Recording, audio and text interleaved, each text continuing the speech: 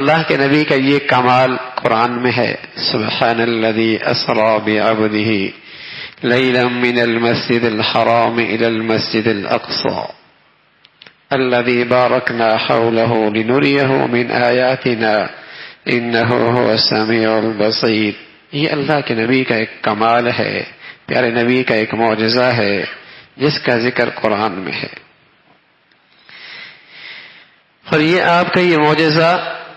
بیداری کی حالت میں ہے، آپ کا یہ کمال جو آپ کو ملا بیداری کی حالت میں، یہ آپ کا معراج ہوا، اسرا ہوا کہ آپ راتوں رات بیت المقدس پہنچے، پھر آسمانوں پر پہنچے، اللہ سے ملاقات ہوئی، پھر جنت اور جہنم دیکھی اور راستے کے سارے برزخ کے مشاہدے دیکھے، یہ سب بیداری کے عالم میں۔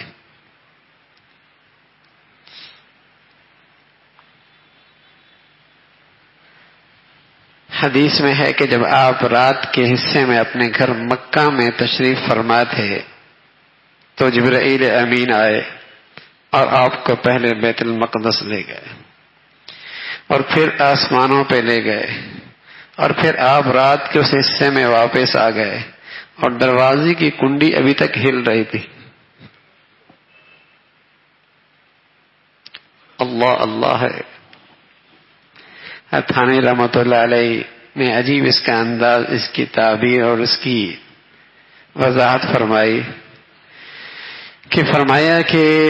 جب وقت کا حاکم کہیں سے گزرنے لگتا ہے تو گلیوں میں ٹریفک بند کر دی جاتی ہے، سڑکوں کی ٹریفک بند کر دی جاتی ہے،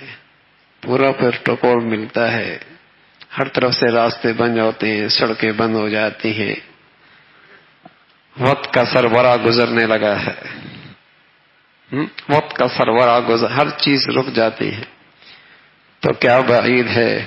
اللہ نے کائنات کے سارے نظام کو، ہوا کو، وقت کو، سورج کو، چاند کو، سبھی کو روک دیا ہو۔ سبحان اللہ، محمد الرسول اللہ کا استقبال ہونے والا ہے، ہر چیز رک گئی۔ تو آپ علیہ الصلوۃ والسلام کو اللہ نے یہ عظیم الشان معجزہ عطا فرمایا، سبحان الذی اسری بعبدہ لیلا من المسجد الحرام الی المسجد الاقصی۔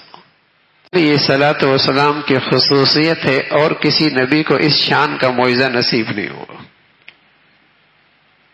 اس شان کا معجزہ کسی کو نصیب نہیں ہوا۔ لیکن جو ہر چیز کو عقل کے پیمانے پہ پرکھتے ہیں